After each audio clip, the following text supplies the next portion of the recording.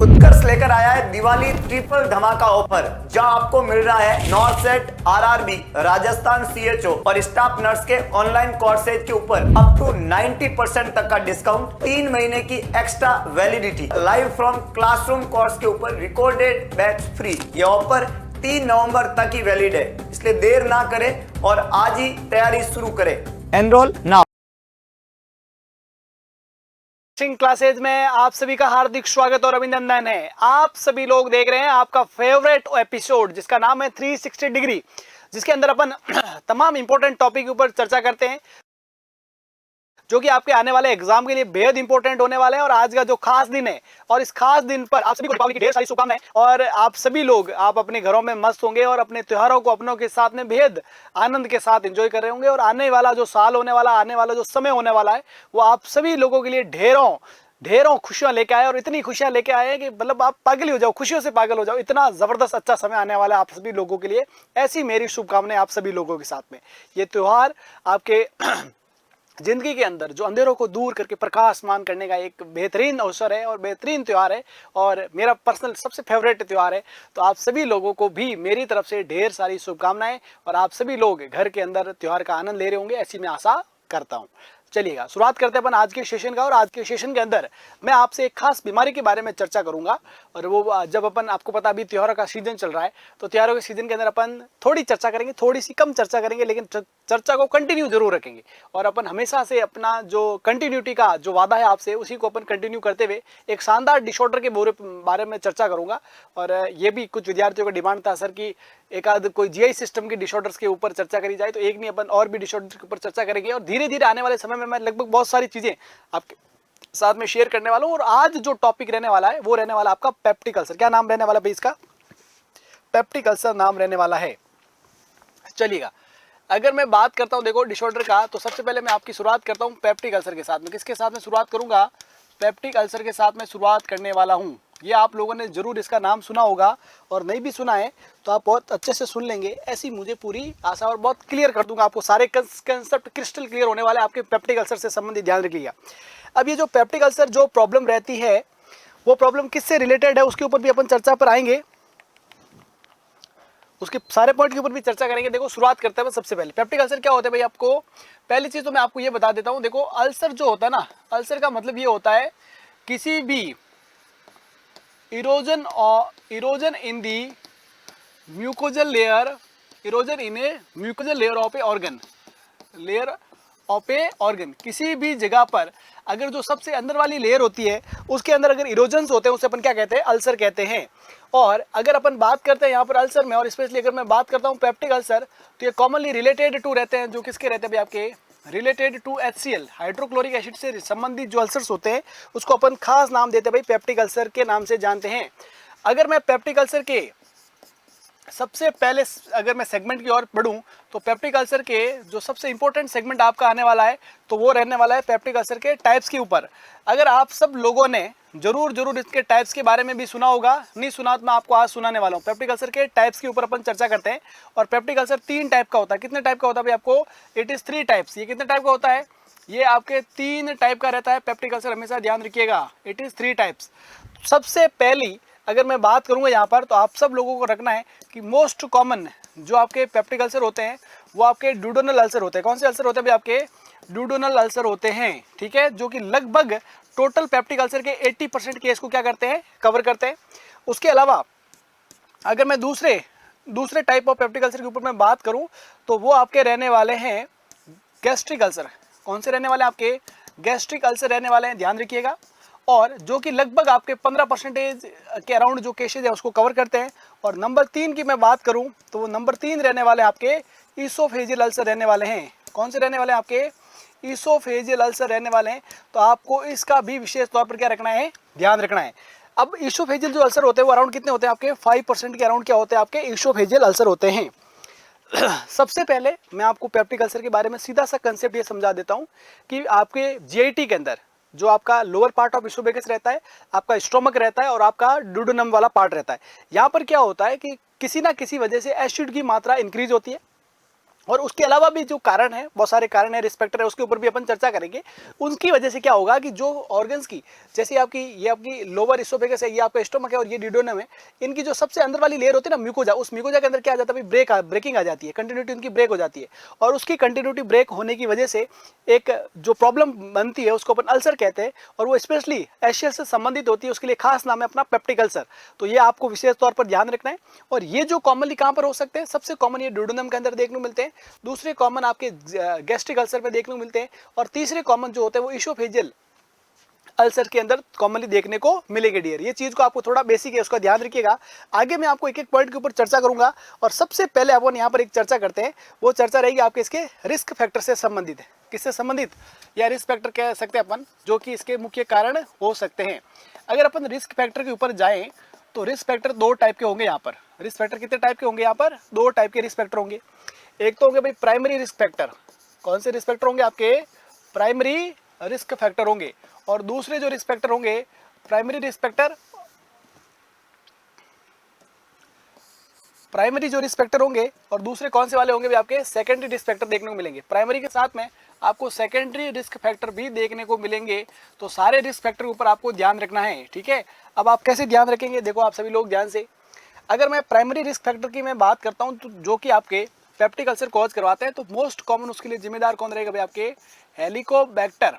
कौन जिम्मेदार रहेगा, आपके हेलिकोबैक्टर पाइलोरी जिम्मेदार रहेगा, जो कि आपके पेप्टिक अल्सर का मोस्ट कॉमन कॉज है डियर। ध्यान रखिएगा, मोस्ट कॉमन कॉज आपके पेप्टिक अल्सर का क्या रहता है, आपके Helicobacter pylori. Most of the जो केसेज होते हैं वो इसी एच पाइलोरी की वजह से देखने को मिलते हैं। उसके अलावा अदर क्या क्या फैक्टर हो सकते हैं, कंट्रीब्यूटिव फैक्टर हो सकते हैं भाई आपको, तो वो स्ट्रेस हो सकता है। वो कौन सा फैक्टर हो सकता है भाई, आपके स्ट्रेस हो सकता है। Use of NSAIDs. एनसेड्स का मतलब non steroidal anti inflammatory drugs and steroids का यूज इसके लिए जिम्मेदार हो सकता है।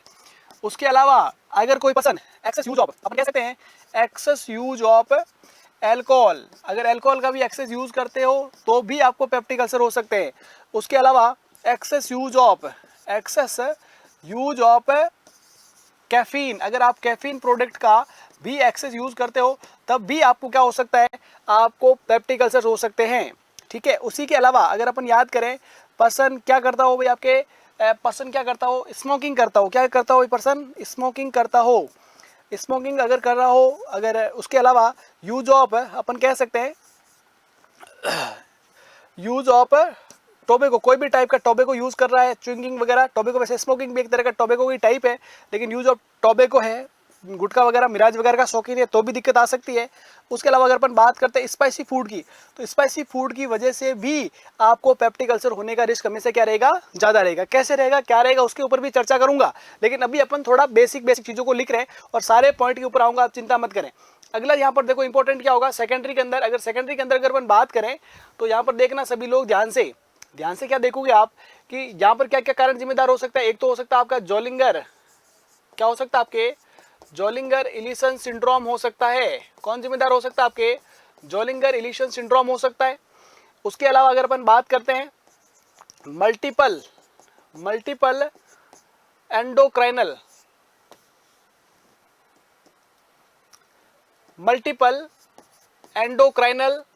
नियोप्लेजिया देखने को मिल सकता है। मल्टीपल एंडोक्राइनल नियोप्लेजिया यहाँ पर देखने को मिल सकता है।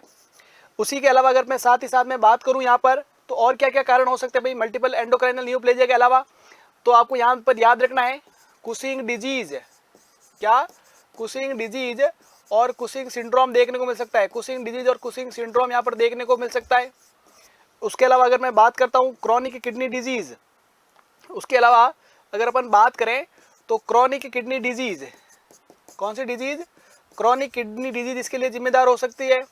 क्रॉनिक किडनी डिजीज के अलावा अगर अपन बात करें तो क्रॉनिक लीवर डिसऑर्डर उसके लिए जिम्मेदार हो सकते हैं, क्रॉनिक लीवर डिसऑर्डर डिजीजेज। उसके अलावा अगर अपन बात करें तो अपन कह सकते हैं कि सीवियर बर्न, कौन जिम्मेदार हो सकता है यहाँ पर सीवियर बर्न उसके लिए जिम्मेदार हो सकता है। उसके अलावा सीवियर बर्न के अलावा अगर अपन बात करें, सीवियर बर्न के अंदर आपका जो अल्सर होता है उसको अपन कर्लिंग अल्सर के नाम से जानते हैं। सारे कैसे होंगे उसके ऊपर भी मैं आपको प्रकाश डालूंगा, चिंता ना करें। उसके अलावा अगर अपन बात करें सीवियर बर्न के अलावा, तो आपको इंक्रीज्ड आईसीपी के अंदर, इंक्रीज्ड इंट्राक्रेनियल प्रेशर के अंदर भी आपको क्या देखने को मिल सकते हैं भाई, आपको अल्सर देखने को मिल सकते हैं।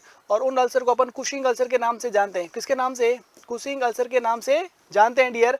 इस बात का विशेष तौर पर क्या रखना अपने को ध्यान रखना है। तो ये तमाम पॉइंट यहाँ पर बेहद इंपॉर्टेंट होंगे। कौन कौन से पॉइंट है, कैसे क्या क्या चीजें हैं, सारी चीजों के ऊपर मैं आपको चर्चा करता हूँ। देखो सभी लोग ध्यान से देखिएगा। आज आपको मैं पेप्टिक अल्सर के बारे में चर्चा करवा रहा हूँ और बहुत कंसेप्ट क्लियर है, मतलब एकदम बिल्कुल सारा चीज़ें आपको बिल्कुल कंसेप्ट क्लियर करेंगे। आप अपने नोट्स को अच्छे से बनाते रहिएगा और बहुत कम समय के अंदर अपन बहुत कुछ ऐसा मैटर इकट्ठा करेंगे अपन कि जो आपके हर एक एग्जाम के लिए बेहद इंपॉर्टेंट रहने वाला है। ठीक है, देखो अपन पेप्टिक अल्सर पढ़ रहे हैं। पेप्टिक अल्सर 3 टाइप के होते हैं कॉमनली, जहाँ पर अपन जो कॉमनली साइड रहती है वो डुओडेनल अल्सर है। डुओडेनम के अंदर आपको कॉमनली देखने को मिलेगा। उसके बाद अगर मैं बात करूं तो स्टोमक की बड़ी इंपॉर्टेंस रहती है और उस सबसे कम आपको लोअर पार्ट ऑफ एसोफेगस के अंदर देखने को मिलता है। मतलब अगर अपन अल्सर की मैं बात करता हूं तो सिंपल सी, जब क्या होता है भाई, जो फैक्टर जो कि आपकी म्यूकोजा को डिस्ट्रैक्ट करने वाले फैक्टर अगर प्रोटेक्टिव फैक्टर से जब ज्यादा हो जाते हैं ना, तो आपकी म्यूकोजा को हमेशा डैमेज हो जाती है ना। आपकी हमेशा म्यूकोजा को प्रोटेक्ट करने के लिए बॉडी हमेशा बैलेंस बना के चलती है कि जो डैमेज वाले फैक्टर होते हैं और कुछ फैक्टर होते हैं जो प्रोटेक्शन वाले रहते हैं, जैसे कि म्यूकस हो गया, आपकी प्रोस्टाग्लैंडिन्स हो गए, वो हमेशा क्या करते हैं आपकी म्यूकोजा को प्रोटेक्ट करने में मदद करते हैं। उसके अलावा डिस्ट्रैक्ट करने के लिए एसिड बड़ा इंपॉर्टेंट रहता है। अब इनके बीच में इम्बैलेंस हुआ, मतलब प्रोटेक्शन कम हुआ और डिस्ट्रक्टिव फैक्टर अगर ज्यादा हुए ना, कभी उस वजह से कहीं ना कहीं क्या हो जाता है भाई, डैमेज देखने को मिलता है आपकी म्यूकोजा को। ठीक है, अब यहाँ पर देखो सबसे अगर अपन कुछ कारणों की अगर अपन बात करें जो डायरेक्टली रिलेटेड रहता है, जिसमें सबसे कॉमन जो जिम्मेदार रहता है वो कौन सा रहता है भाई, आपके हेलिकोबैक्टर पाइलोरी रहता है। कौन सा रहता है? आपके हेलिकोबैक्टर पाइलोरी रहता है। ठीक है, अब अगर मैं इसके बारे में बात करता हूँ तो देखो बहुत कुछ इंपॉर्टेंट चीजें आपको है ना। अगर अपन सबसे पहले मैं आपको थोड़ा एच पाइलोरी के बारे में बताता हूँ। अगर मैं एच पाइलोरी के बारे में बताऊँ ना, तो एच पाइलोरी क्या है? एच पाइलोरी एक ग्राम नेगेटिव बैक्टीरिया। कैसा बैक्टीरिया? आपके ग्राम नेगेटिव बैक्टीरिया है एच पाइलोरी, ग्राम नेगेटिव है। उसके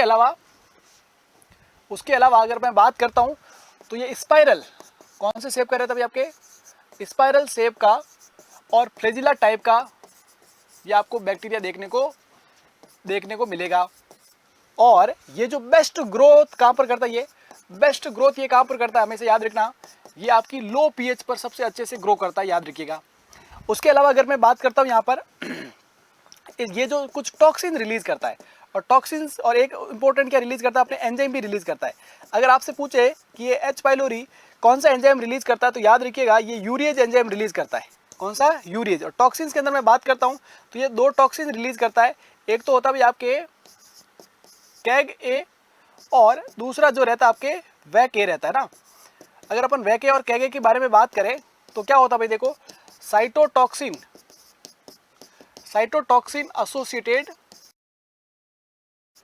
एसोसिएटेड जीन ए। ठीक है, उसके अलावा एक होता है वोक्यूलेटिंग एसोसिएटेड या वोक्यूलेटिंग साइटोटॉक्सिन ए। ये इसके क्या रहते हैं? 2 मुख्य टॉक्सिन्स होते हैं जो कि आपकी म्यूकोजा को डैमेज करने के लिए जिम्मेदार होते हैं। ये आपके सवाल पूछ लिया गया था डियर एक एसजीपीजे के एग्जाम के अंदर कि कौन से 2 टॉक्सिन रिलीज करता है। तो ये टॉक्सिन्स के नाम भी याद रखने जरूरी होंगे। ठीक है, कहाँ पर ग्रोथ करता है और उसको जब अपन डायग्नोसिस की मैं बात करता हूँ, अगर अपन इसको डायग्नोसिस के लिए तो एक इंपॉर्टेंट टेस्ट किया जाता है जिसका नाम होता है यूरिया ब्रीथ टेस्ट किया जाता है। कौन सा टेस्ट किया जाता है? इसके लिए यूरिया ब्रीथ टेस्ट किया जाता है। वो कैसे किया जाएगा उसके ऊपर भी अपन चर्चा करेंगे, ठीक है, आने वाले सेशन के अंदर। तो ये सारे के सारे पॉइंट इस बैक्टीरिया के बारे में इंपॉर्टेंस है। अब आपके माइंड में ये आ रहा होगा कि सर ये कैसे, मतलब पेप्टिक अल्सर कैसे कॉज करवाता है? तो आप लोगों को कह देता हूं डियर कि ये क्या करता है कि अपनी बॉडी के अंदर जब एंटर करता है ये जाकर आपकी गैस्ट्रिक जो म्यूकोजा होती है उस म्यूकोजा के साथ में क्या हो जाता है? चिपक जाता है। और चिपकने के बाद में ये क्या करता है कि ये टॉक्सिन्स रिलीज करता है। उसी के साथ साथ में हिस्टामिन जो है, हिस्टामिन के सिक्रेशंस को स्टिमुलेट करता है और उसके सिक्रेशन की वजह से स्टमक में एसिड की मात्रा भी बढ़ती है। और 2 इसके मुख्य जरिए है। एक तो ये जो आपका प्रोटेक्टिव मैकेनिज्म होता है उसको कमजोर करता है, दूसरा एसिड सिक्रेशन को बढ़ाता है, और तीसरी आपके जो टॉक्सिन रिलीज करता है इसके माध्यम से आपकी म्यूकोजा को क्या करेगा? डैमेज करेगा। और जब म्यूकोजा को डैमेज करेगा तो म्यूकोजा के डैमेज होने को अपन क्या नाम देते हैं? अपन पेप्टिक अल्सर के नाम से जानते हैं ना। या जो स्पेशली अगर अपन बात करते हैं जब जीआई के केस के संबंधित ये सारी चीजें रहती है तो इन सारे पॉइंट को आपको याद रखना बहुत इंपॉर्टेंट पॉइंट है। मुख्य तौर पर ये क्या करता है कि स्टोमक में जाकर जीआई म्यूकोजा के साथ में अडेर होकर एडेशन बनाकर टॉक्सिन रिलीज करता है एसिड सिक्रेशन को स्टिमुलेट करता है, प्रोटेक्टिव मैकेनिज्म को कमजोर करके आपकी बॉडी के अंदर आपके पेप्टिक अल्सर को करवाने में बड़ी अहम भूमिका निभाता है। इस बात का विशेष तौर पर ध्यान रखिएगा, ठीक है। उसके अलावा दूसरा कारण जैसे मैंने यहाँ पर लिख रखा है स्ट्रेस। स्ट्रेस क्या करता है भाई आपकी बॉडी के अंदर, आपके जब भी बॉडी के अंदर स्ट्रेस होगा तो आपको पता है जो अपने स्ट्रेस रेस्पॉन्स के अंदर कुछ हार्मोन रिलीज होता है। स्पेशली अगर अपन बात करें, जो अपन कह सकते हैं कि कॉर्टिसोल्स की बात करूं, एड्रेनलिन की मैं बात करूं, तो ये सारे क्या करते हैं अल्टीमेटली आपकी बॉडी के अंदर स्टोमक के अंदर एसिड की सिक्रेशन को बढ़ा देते हैं। तो उसकी वजह से क्या होता है भाई, स्टोमक के अंदर एसिडिटी ज्यादा होती है और वो आपको अल्सर कॉज करवा देती है। उसके अलावा यूज ऑफ एनसेड्स, एनसेड बड़ी इंपॉर्टेंट चीज है। एनसेड ज्यादातर जो पेन किलर होते हैं, non steroidal anti inflammatory drugs होते हैं, ये एक्चुअली क्या करते हैं कि बॉडी के अंदर प्रोस्टाग्लैंडिन के सिंथेसिस को कम कर देते हैं। प्रोस्टाग्लैंडिन सर क्या करते हैं, तो प्रोस्टाग्लैंडिन आपकी म्यूकोजा को हेल्दी रखने के लिए, ब्लड फ्लाई अपन कह सकते हैं ब्लड सप्लाई, और साथ ही साथ म्यूकोजा रिपेयरमेंट में इनका बड़ी अहम भूमिका रहती है। लेकिन किसी भी वजह से अगर NSAIDs, non steroidal anti inflammatory जो ड्रग्स होती है, वो अगर अपन लंबे समय तक यूज करेंगे तो वो एनसेड्स को क्या करेंगे, जो एनसेड्स होती है वो आपके प्रोस्टाग्लैंडिन के सिंथेसिस को रोक देंगे।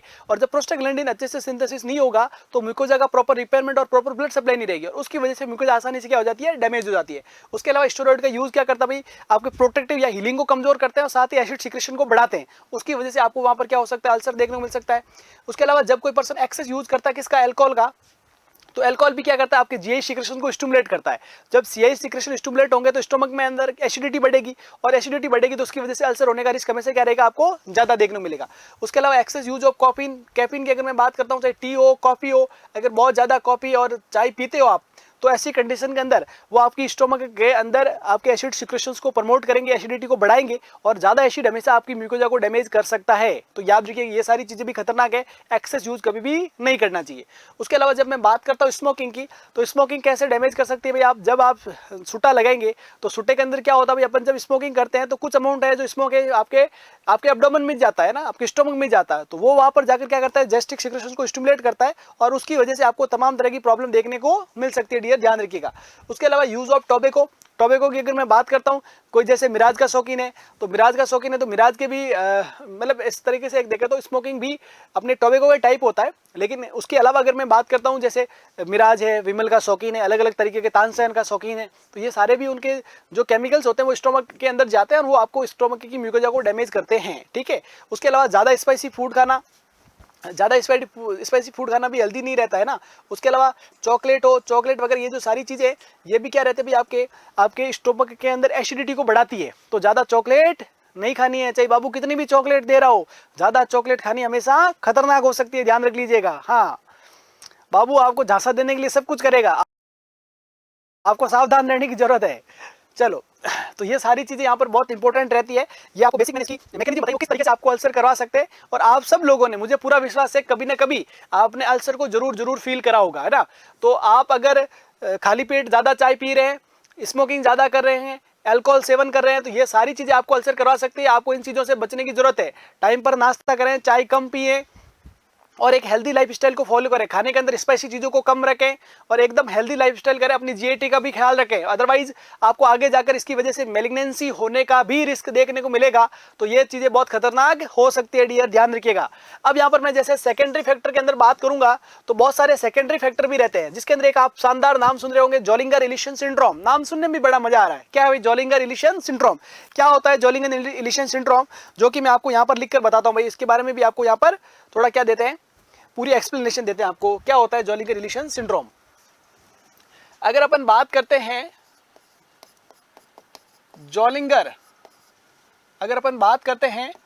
जोलिंगर-इलिशन सिंड्रोम, देखो आप सब लोगों को मैंने कहा था कि भाई आपके जो पैरेटल सेल होती, जो आपका पाइलोरस पार्ट होता है, कौन सा पार्ट होता है भाई आपके स्टोमक के अंदर? पाइलोरस पार्ट होता है। और उस पाइलोरस पार्ट के अंदर क्या होता है भाई, आपके जी सेल होती है। कौन सी सेल होती है? आपके जी सेल होती है। और उस जी सेल के अंदर क्या होता है भाई, ये जी सेल क्या रिलीज करती है? आपके गैस्ट्रिन हार्मोन को रिलीज करती है। किसको रिलीज करती है? आपके गैस्ट्रिन हार्मोन को रिलीज करती है। और गैस्ट्रिन हार्मोन क्या करता है? स्टिमुलेट करता है, अदर जीआई सिक्रेशंस को स्टिमुलेट करता है। अदर जीआई सिक्रेशंस को क्या करता है? स्टिमुलेट करता है। और अब क्या होगा, देखो पूरी बात, बेसिक बात आपको मैंने बता दी कि पाइलोरस पार्ट के अंदर जी सेल होती है, जिसमें गैस्ट्रिन हार्मोन रिलीज होता है। गैस्ट्रिन हार्मोन अदर जो सिक्रेशंस है वो कौन से आपके? वो आपके स्टोमक और अपन कह सकता हूँ आपकी स्मॉल इंटेस्टाइन वाले उसको भी प्रमोट करने के अंदर क्या करता है भाई, मदद करता है। मतलब स्टोमक के और स्मॉल इंटेस्टाइन के जो अदर हार्मोनल सिक्रेशंस है, यहाँ पर अपन कह सकते हैं एंजाइम, जो एंजाइम के सिक्रेशंस है उसको प्रमोट करता है। लेकिन अब क्या होता है, अब क्या होगा कि if a tumour of G cell is develop, अगर आपके जी सेल का क्या डेवलप हो जाए भाई, ट्यूमर डेवलप हो जाए। If a tumour of G cell is developed, it can cause excess secretion of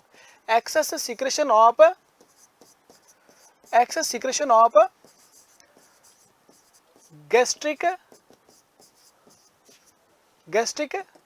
secretions, ये आपके गैस्ट्रिक सिक्रेशंस को बहुत बढ़ा देगा। अब जब गैस्ट्रिक सिक्रेशन को बढ़ाएगा तो आपके एचसीएल का सिक्रेशन भी बढ़ेगा, और जब पैराइटल, क्योंकि आपके स्टोमक के अंदर पैराइटल सेल एचसीएल भी रिलीज करती है, तो उसकी वजह से एचसीएल का लेवल क्या हो जाता है भाई, आपके इंक्रीज होता है। एचसीएल का लेवल आपके स्टोमक में क्या हो जाएगा, बहुत ज्यादा इंक्रीज हो जाएगा। और जब एचसीएल का लेवल बहुत ज्यादा इंक्रीज होगा तो उसकी वजह से के अंदर क्या होगा भाई, आपके स्टोमक के अंदर हाईली एसिडिक इन्वायरमेंट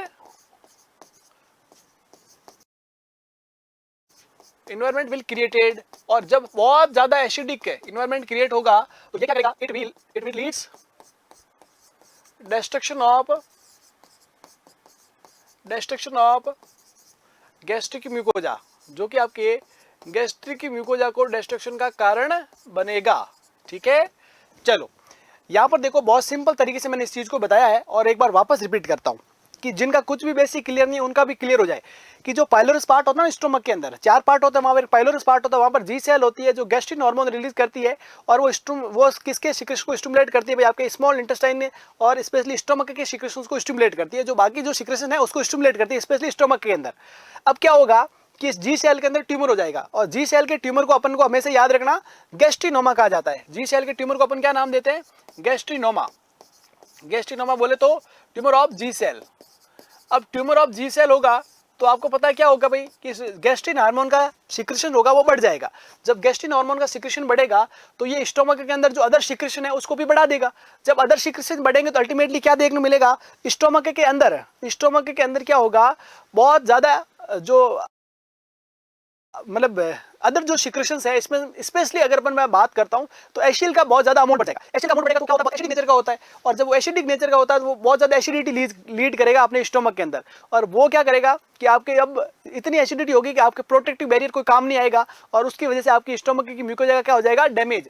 और उसी म्यूकोजा के डैमेज को अपन क्या नाम देते हैं, उसी म्यूकोजा के डैमेज को अपन नाम देंगे गैस्ट्रिक अल्सर नाम देंगे। क्या नाम देंगे भाई, अपने गैस्ट्रिक अल्सर्स नाम देंगे, क्योंकि कॉमनली स्टोमक की म्यूकोजा को क्या करता है, डैमेज करता है। और ये जो कंडीशन है जिसमें जी सेल का ट्यूमर बनता है और उसकी वजह से अल्सर्स होते हैं, तो ये जो कंडीशंस होती है उसको अपन जॉलीगर एलिसन सिंड्रोम के नाम से जानते हैं। डियर ध्यान रखिएगा, ठीक है, बहुत इंपॉर्टेंट चीजें, इन चीजों को आपको ध्यान रखना है। अब यहाँ पर देखो और क्या क्या चीजें काम किया देखो। उसके अलावा क्या होता है भाई, मल्टीपल एंडोक्राइनल नियोप्लेजिया, जो ग्लैंड एंडोक्राइन फंक्शन करती है, ऐसी बहुत सारी बॉडी के अंदर छोटी छोटी ग्लैंड्स है, उनके अंदर भी कई बार क्या हो जाता है, न्यू ग्रोथ हो जाता है, ट्यूमर बन जाता है। तो हो सकता है कि एचसीएल सीक्रेट करने वाली अगर सेल के अंदर ट्यूमर बन जाए तो एचसीएल का रिलीज बहुत ज्यादा होगा, और एचसीएल उसकी वजह से आपको क्या करवा सकता है, एसिडिटी बढ़ाकर आपके स्टोमक के अंदर असर करवा सकता है। उसके अलावा कुशिंग डिजीज और कुशिंग सिंड्रोम के अंदर क्या होता है डियर, आप लोगों को बहुत अच्छे से पता है कि जो आपका क्या होता है भाई, हाइपोथैलेमस। कौन होता है, हाइपोथैलेमस। हाँ, जो आपका क्या रहता है, हाइपोथैलेमस जो रहता है ना, ये हाइपोथैलेमस क्या काम करता है, ये हाइपोथैलेमस एक काम करता है कि हाइपोथैलेमस एक आपका हार्मोन रिलीज करता है जिसका नाम होता है कोर्टिकोट्रोपिक रिलीजिंग हार्मोन। ये एक्ट कहां पर करता है भाई, ये आपके एंटीरियर पिट्यूटरी ग्लैंड पर जाकर एक्ट करेगा। एंटीरियर पिट्यूटरी क्या रिलीज करेगी, आपके एसीटीएस रिलीज करेगी, और ये जाकर कहां पर एक्ट करेगा, एड्रिनल कॉर्टेक्स पर क्या करता है, एक्ट करता है। अब होगा क्या, देखो पूरी बात समझिएगा। हाइपोथैलेमस कॉर्टिकोट्रोपिक रिलीजिंग हार्मोन रिलीज करता है जो आकर एंटीरियर पिट्यूटरी पर एक्ट करता है। एंटीरियर पिट्यूटरी उसके रेस्पॉन्स के अंदर एसीटीएस रिलीज करती है, जो एसीटीएस जाकर एड्रिनल कॉर्टेक्स पर रिलीज करता है, और आपके एड्रिनल जो आपके एड्रिनल के ग्लैंड के हार्मोन है उनको क्या करवाता है, सीक्रेट करवाता है। ठीक है, अब क्या होगा, यहां पर सुनिएगा, जब अगर कोई भी वजह से अगर आपके एंटीरियर पिट्यूटरी से रिलीज होने वाला एसीटीएच अगर ज्यादा सीक्रेट हो जाए तो वो एड्रिनल ग्लैंड को ज्यादा स्टिमुलेट करेगा और एड्रिनल जो कॉर्टेक्स के हार्मोन होंगे वो ज्यादा सीक्रेट होंगे। स्पेशली अगर मैं बात करता हूं तो आपके जब ग्लूकोकॉर्टिकॉइड्स का लेवल जब इंक्रीज हो जाता है तो उस कंडीशन को अपन क्या नाम देते हैं, उस कंडीशन को अपन कुशिंग डिजीज नाम देते हैं। मतलब ऊपर से स्टिमुलेशन आ रहा है कहां पर, एड्रिनल ग्लैंड पर, और उसकी वजह से सिक्रेशंस बढ़ रहे हैं, उसे अपन क्या नाम देते हैं, कुशिंग डिजीज। अगर कोई भी वजह से अगर एड्रिनल मतलब कॉर्टेक्स के अंदर ही कोई प्रॉब्लम हो जाए, कोई ट्यूमर वगैरह हो जाए, और उसकी वजह से अगर स्टेरॉइड या जो अपन कह सकते हैं ग्लूकोकॉर्टिकॉइड्स हार्मोन का रिलीज या सिक्रेशन ज्यादा हो जाए, तो उस कंडीशन को अपन कुशिंग क्या कहते हैं, सिंड्रोम कहते हैं। ये बात तो ठीक है। अब अल्टीमेटली जो होता है ना, स्टेरॉइड क्या करते हैं अपनी बॉडी के अंदर, स्टेरॉइड क्या करेंगे, बॉडी के अंदर एक तरह का अपन कह सकते हैं स्ट्रेस रेस्पॉन्स सिस्टम रहता है सारा, और उसकी वजह से क्या देखने को मिलेगा कि बॉडी के अंदर एसिड का सिक्रेशन बढ़ जाएगा और म्यूकोजल प्रोटेक्शन कम हो जाएगा और हीलिंग पुअर हो जाएगी। उसकी वजह से भी क्या हो सकता है, अभी आपको अल्सर हो सकता है डियर, ध्यान रखिएगा। इसी के साथ साथ में अगर जब बात करता हूं और फैक्टर की, तो और फैक्टर कौन कौन से हो सकते हैं, जैसे कि क्रॉनिक किडनी डिजीज हो या क्रॉनिक लीवर डिजीज हो, तो उस कंडीशन के अंदर क्या होता है भाई, एक तो पर्सन को बहुत ज्यादा मल्टीपल ड्रग्स का यूज करता रहता है, अलग अलग टाइप की ड्रग्स यूज की जाती है। उसके अलावा बॉडी के अंदर क्या होंगे भाई, मेटाबॉलिक वेस्ट का अमाउंट ज्यादा होता है, तो मेटाबॉलिक वेस्ट के अमाउंट के रेस्पॉन्ड के अंदर बॉडी के अंदर थोड़े सिक्रेशंस भी क्या हो सकते हैं भाई, स्टिमुलेट हो सकते हैं, और उसकी वजह से एसिड की मात्रा भी आपके स्टोमक में बढ़ सकती है, और वो भी जाकर आपको क्या करवा सकती है, आपको अल्सर कॉज करवा सकती है डियर, ध्यान रखिएगा। उसके अलावा जब किसी पर्सन के अंदर सीवियर बर्न होगा, तो सीवियर बर्न के अंदर क्या होता है भाई, आपको पता है कि बॉडी के अंदर फ्लूइड क्या होता है, सीवियर फ्लूइड वॉल्यूम लॉस होता है। फ्लूइड वॉल्यूम जब लॉस होगा तो डिहाइड्रेशन की कंडीशन होगी, और डिहाइड्रेशन की वजह से जो आपकी स्टोमक की या अपने डुडेनम की म्यूकोजा है, वहां पर ब्लड फ्लो प्रॉपर नहीं होगा, म्यूकोजा ड्राई होगी, और म्यूकोजा ड्राई होगी तो म्यूकोजा आसानी से क्या हो सकती है भाई, ब्रेक हो सकती है, उनके अंदर क्रैक आ सकते हैं, और वो जाकर आपके अल्सर डेवलप करवा सकते हैं। ठीक है। उसके अलावा अगर मैं बात करता हूँ इंक्रीज्ड आईसीपी के अंदर भी क्या होता है, बॉडी जब आईसीपी बढ़ा हुआ होता है तो स्ट्रेस रेस्पॉन्स के अंदर जो स्ट्रेस हार्मोन रिलीज होते हैं, और उसके अंदर स्टेरॉइड भी रिलीज होता है, और स्टेरॉइड भी आपकी म्यूकोजा एसिड सिक्रेशन को प्रमोट करके प्रोटेक्टिव मैकेनिज्म को पूरा करता है। उसी के साथ साथ में एक ऐसा मैकेनिज्म और भी कहा जाता है कि वेगस नर्व के स्टिमुलेशन होते हैं, उसकी वजह से जीआई सिक्रेशन जो होता है वो बढ़ जाते हैं, और उसकी वजह से भी आपको पेप्टिक अल्सर होने का रिस्क क्या रहेगा, ज्यादा रहेगा। तो ये तो तमाम क्या थे अभी आपके रिस्क फैक्टर थे। अब यहाँ पर मैं एक आध आपको क्वेश्चन करवाता हूँ, आप इस क्वेश्चन का जवाब दें, और फिर अपन इसके आगे वाली जो थ्योरेटिकल पोर्शन है उसको अपन डिस्कस करेंगे। चलो भाई फटाफट से आपको इसका आंसर देना है, फटाफट से इसका आंसर दीजिएगा।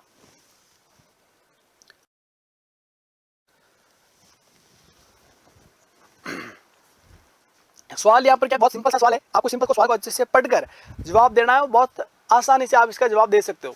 Which of the following is not the risk factor for development of duodenal ulcer? कौन सा है जो रिस्क फैक्टर नहीं है, किसके लिए, डेवलपमेंट ऑफ डुओडेनल अल्सर के लिए, डुओडेनल अल्सर के डेवलपमेंट के लिए रिस्क फैक्टर नहीं है। पहला यहाँ पर स्मोकिंग, दूसरा यहाँ पर स्ट्रेस, तीसरा यहाँ पर अल्कोहल, और चौथा क्या आपका एंटीबायोटिक्स। तो मैंने आपको अभी बिल्कुल क्लियर शब्दों में कहा था कि स्ट्रेस की वजह से, स्मोकिंग की वजह से हो सकता है, स्ट्रेस की वजह से हो सकता है, अल्कोहल की वजह से हो सकता है, लेकिन एंटीबायोटिक्स की वजह से नहीं होगा। आगे अपन एंटीबायोटिक्स यूज करेंगे किसको, इसको ट्रीट करने के लिए। कॉमनली एंटीबायोटिक्स की वजह से अल्सर डेवलप्ड नहीं होते, ये चीज आपको ध्यान रखनी है। ठीक है। तो यहाँ पर जो आपका आंसर रहेगा डी बिल्कुल सही जवाब रहने वाला है डियर यहाँ पर। चलो अब अपन इसके अगले सेगमेंट के ऊपर चले, तो आपको मैंने अभी तक क्या क्या चीजें डिस्कस करी। पहला पॉइंट क्या होता है पेप्टिक अल्सर, कितने टाइप के होते हैं, दूसरा पॉइंट, तीसरा रिस्क फैक्टर क्या होते हैं, और अब चौथा पॉइंट लिखो आप ध्यान से, और चौथा पॉइंट यहां पर रहेगा आपके डिफरेंस विथ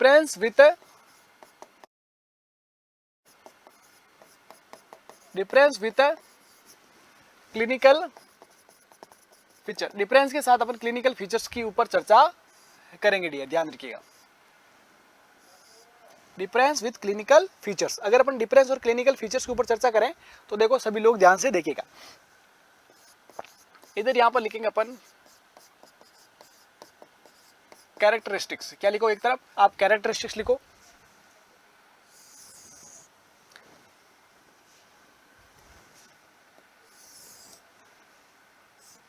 ठीक है। इधर लिखो आप गैस्ट्रिक अल्सर, और इधर आप लिखो ड्यूडेनल अल्सर। चलो यहां पर अपन सारी चीजों के ऊपर चर्चा करेंगे। और वो कैसी कैसी बातें रहेगी वो सारे पॉइंट अपन इंक्लूड करने वाले हैं। देखो सभी लोग ध्यान से, सबसे पहले अगर अपन बात करते हैं मोस्ट कॉमन टाइप कौन सा होता है, तो आपको पता है ये आपके most common type according to incidence लिख दो ना, दोनों चीजें साथ में आ जाएगी। अकॉर्डिंग टू इंसिडेंस के अकॉर्डिंग मतलब किसी भी पर्सन के अंदर न्यू केसेस के आधार पर कॉमनली कौन सा देखने को मिलता है, तो आपको पता है ये 15% के अराउंड होता है और ड्यूडेनल अल्सर आपके लगभग 80% के अराउंड देखने को मिलते हैं। उसके अलावा अगर अपन इसकी मोस्ट कॉमन साइट की मैं बात करता हूँ, इनकी मोस्ट कॉमन मैं अगर साइट की बात करूँ तो ये मोस्ट कॉमनली कहाँ पर देखने को मिलेंगे, गैस्ट्रिक अल्सर जो होते हैं वो आपके पाइलोरस पार्ट के अंदर, पाइलोरस पार्ट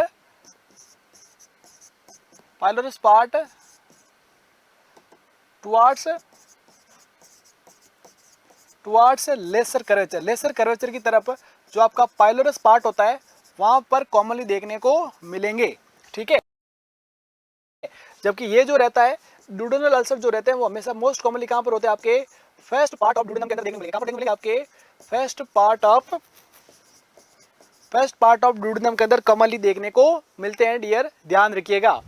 उसके अलावा अगर अपन बात करते हैं इनके मोस्ट कॉमन कॉज की, तो दोनों का मुख्य कॉमन जो कॉज रहेगा वो आपका एच पाइलोरी ही रहेगा। मुख्य कॉमन कॉज क्या रहेगा आपका, दोनों का एच पाइलोरी ही रहेगा, ध्यान रखिएगा। मोस्ट कॉमन कॉज क्या रहेगा, यहाँ पर भी एच पाइलोरी देखने को मिलेगा। अपन एच पाइलोरी से आगे बढ़े, ये तो सारे के सारे इंपॉर्टेंट पॉइंट लिखने ही लिखने होते हैं। उसके बाद देखो आपको अगला इंपॉर्टेंट पॉइंट क्या रहने वाला है,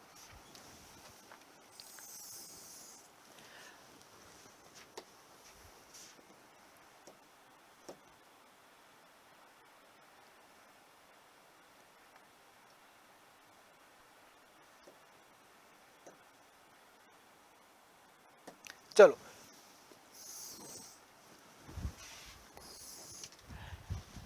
अब यहां पर देखो, अगर अपन इनकी वजह से लोकेशन ऑफ पेन देखें,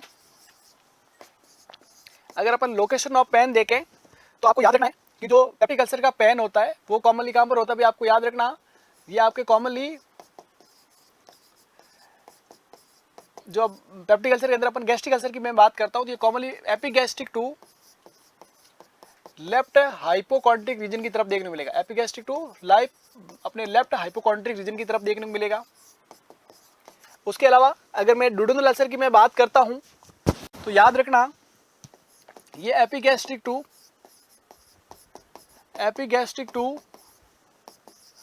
राइट लंबर की तरफ मूव करेगा। एपिगैस्ट्रिक टू राइट लंबर की तरफ क्या करेगा, मूव करेगा। उसके अलावा देखो यहाँ पर ध्यान से अगला important point location of pain हो गया। लोकेशन ऑफ पेन के बाद में अपन देखेंगे, लोकेशन ऑफ पेन के बाद अगर मैं अगले पॉइंट की बात करूं तो अगला इंपॉर्टेंट पॉइंट यहां पर रहेगा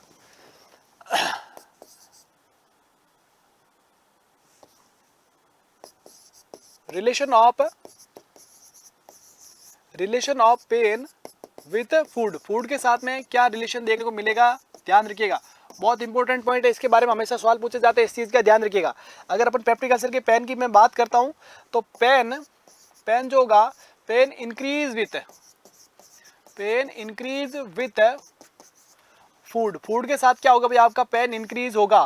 पेन जो होगा वो इंक्रीज होगा किसके साथ में, फूड के साथ में डियर, ध्यान रखिएगा। पेन इंक्रीज विथ फूड, यहाँ पर जो होगा पेन जो रहेगा पेन डिक्रीज विथ फूड। अब देखो इसका भी क्या लॉजिक है, लॉजिक में एक्सप्लेन करूंगा, देखिएगा सभी चीजों को।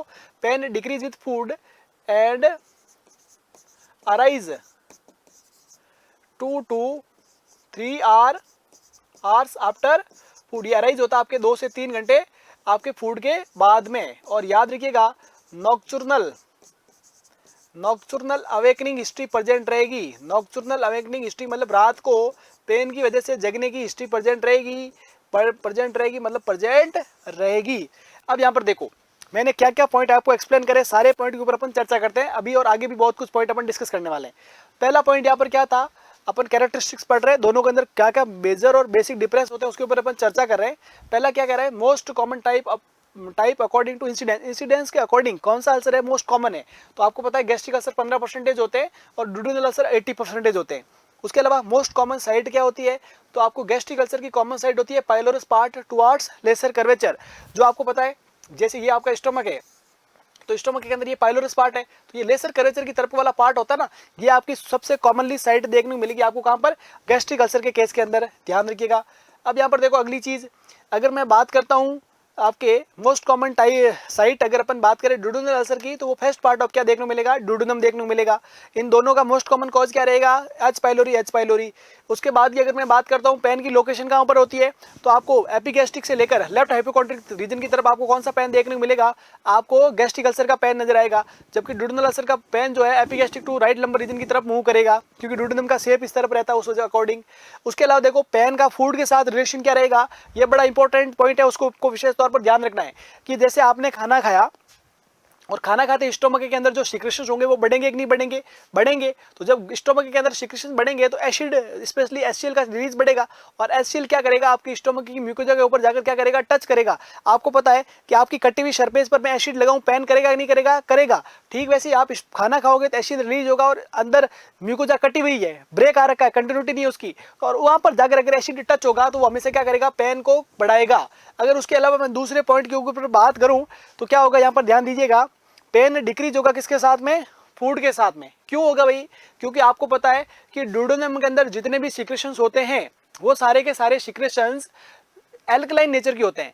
तो और एल्कलाइन नेचर की चीज अगर कहीं पर टच होगी तो उसे पेन नहीं हो पाएगा, है ना, वो इरिटेटिंग नेचर का नहीं रहता। एल्कलाइन की वजह से क्या होगा भाई कि अगर आपकी ड्यूडेनम के अंदर एसिडिटी भी है तो वो एल्कलाइन नेचर का जो लिक्विड होगा वो उसकी एसिडिटी को कम कर देगा, और उसकी वजह से पेन आपको खाना खाने के साथ में एक बार तो पेन कम होगा, लेकिन 2 से 3 घंटे के बाद में जब आपने जो खाना खाया उसके अंदर एसिड मिक्स होगा, और एसिड मिक्स होकर फूड कहाँ पर जाएगा, ड्यूडेनम के अंदर जाएगा, तब वो जाकर क्या करेगा, पेन करेगा। वैसे नॉर्मली अगर आपने रात को 10 बजे खाना खाया है और आप खाना खा के सो गए हो तो थोड़े टाइम बाद में जब 2 से 3 घंटे के बाद में आपका जो फूड होगा वो धीरे धीरे ड्यूडेनम में शिफ्ट होने लगेगा, तब आपको वहां पर एसिड टच होगा अपनी ड्यूडेनम वाली म्यूकोजा में, और वहां पर आपको जगने वाली, रात को जगने की जो नाइट अवेकनिंग हिस्ट्री है वो भी देखने को मिल सकती है। तो ये सारे पॉइंट पूछे जाते हैं, इसमें सबसे इंपॉर्टेंट पॉइंट आपको ये ध्यान रखिएगा, बहुत इंपॉर्टेंट पॉइंट है, उसके ऊपर आपको फोकस करना है। उसके अलावा देखो बड़ी इंपॉर्टेंट चीज क्या क्या देखने को मिल सकती है,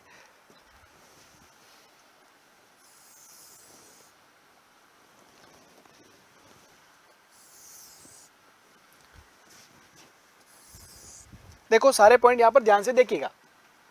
पहला पॉइंट, अगर मैं बात करता हूं रिलेशन विथ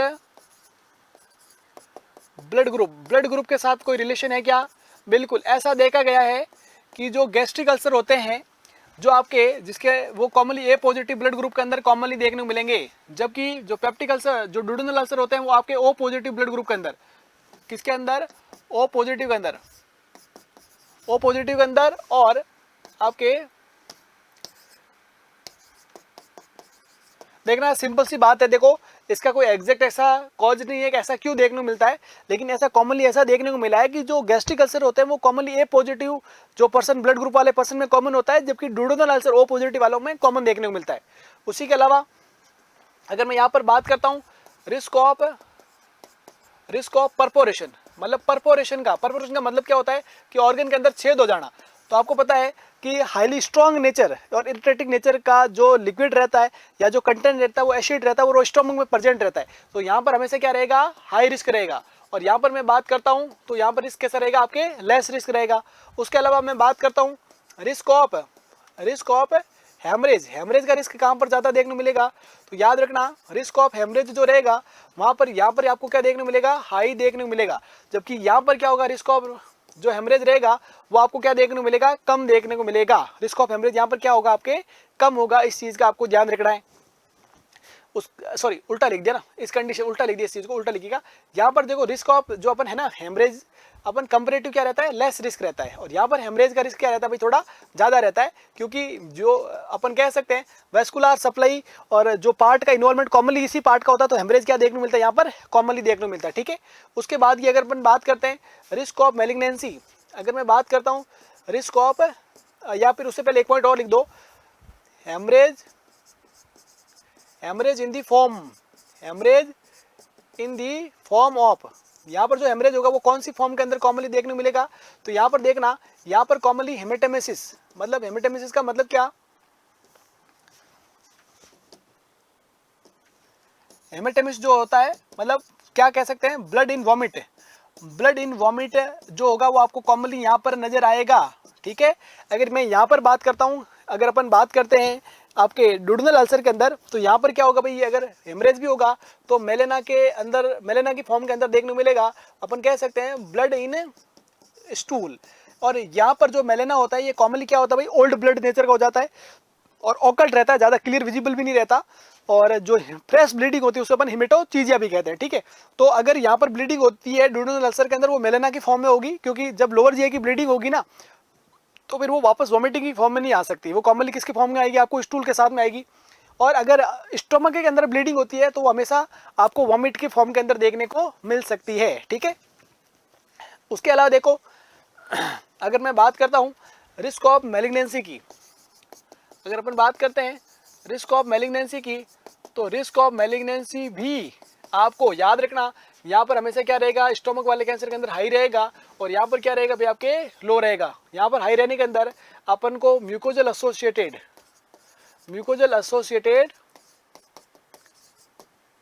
जो आपके लिम्फोइड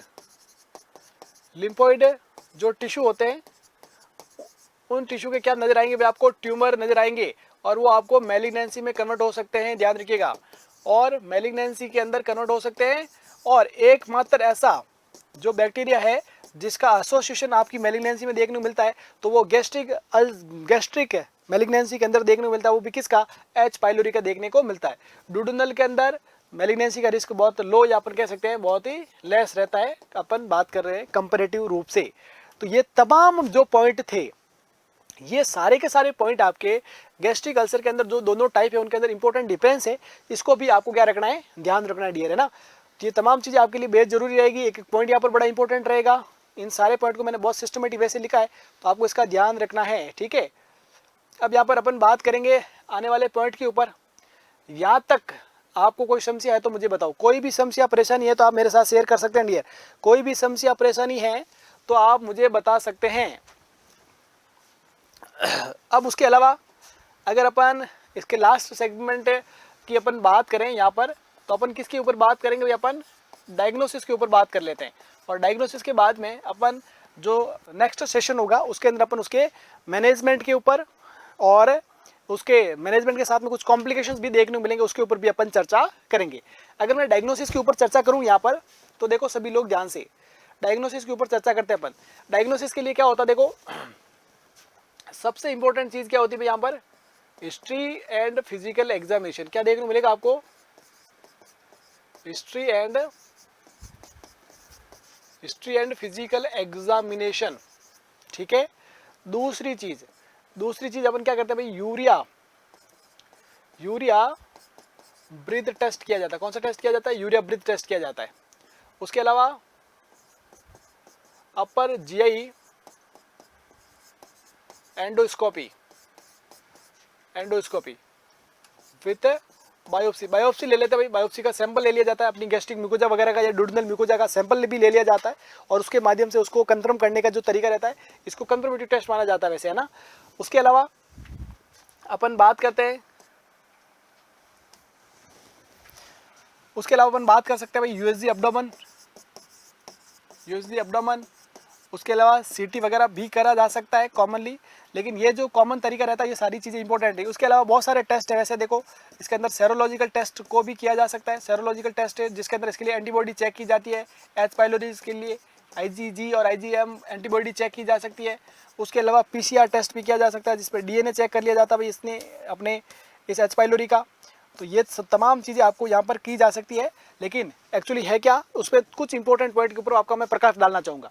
देखो यूरिया ब्रीथ टेस्ट के अंदर क्या करते हैं भाई, आपको पूरा प्रोसेस समझा देता हूँ मैं, ध्यान से सुनिएगा कि कार्बन पर्सन को नॉर्मली NPO रखा जाता है और कार्बन लेबल्ड यूरिया 13 और 14 में से कोई एक दिया जाता है, और यूरिया जब पर्सन स्वलो करेगा तो ऐसी कंडीशन के अंदर अगर अपनी स्टोमक में एच पाइलोरी प्रेजेंट हुआ तो यूरिया को क्या करेगा, वो यूरिया एंजाइम की वजह से तोड़ देगा, और तोड़ कर क्या बनाएगा, आपके अमोनिया और कार्बन डाइऑक्साइड बनेगा। और जो कार्बन डाइऑक्साइड बनेगी वो क्या होगी भाई, आपके कार्बन लेबल्ड CO2 रहती है, वो आपके ब्लड के अंदर एब्जॉर्ब होगी और एब्जॉर्ब होकर आपके लंग्स के माध्यम से अपन बाहर उसे एक्सपायरेट कर देंगे। और उस एक्सपायरेशन के अंदर अपन क्या चेक करते हैं, अपन स्पेक्ट्रोमेट्री के द्वारा उसको कार्बन लेबल्ड CO2 को डिटेक्ट करते हैं। अगर एब्जॉर्ब हुई है और आपके वहां पर प्रेजेंट है कार्बन लेबल्ड CO2, मतलब वहां पर H पाइलोरी क्या है, प्रेजेंट है, ठीक है। तो आप सोचेंगे सर अमोनिया रिलीज होता है, अमोनिया का थोड़ा बहुत अमाउंट रिलीज होना कोई फर्क नहीं पड़ता, बॉडी अपना उसको क्या कर देती है, एक्सक्रीट आउट कर देती है। तो सिंपल सा क्या है, कार्बन लेवल यूरिया दिया जाता है और उसके अगर बॉडी के अंदर यूरिया एंजाइम प्रेजेंट है तो उसको तोड़कर यूरिया और अमोनिया बनेगा, CO2 और अमोनिया बनेगा।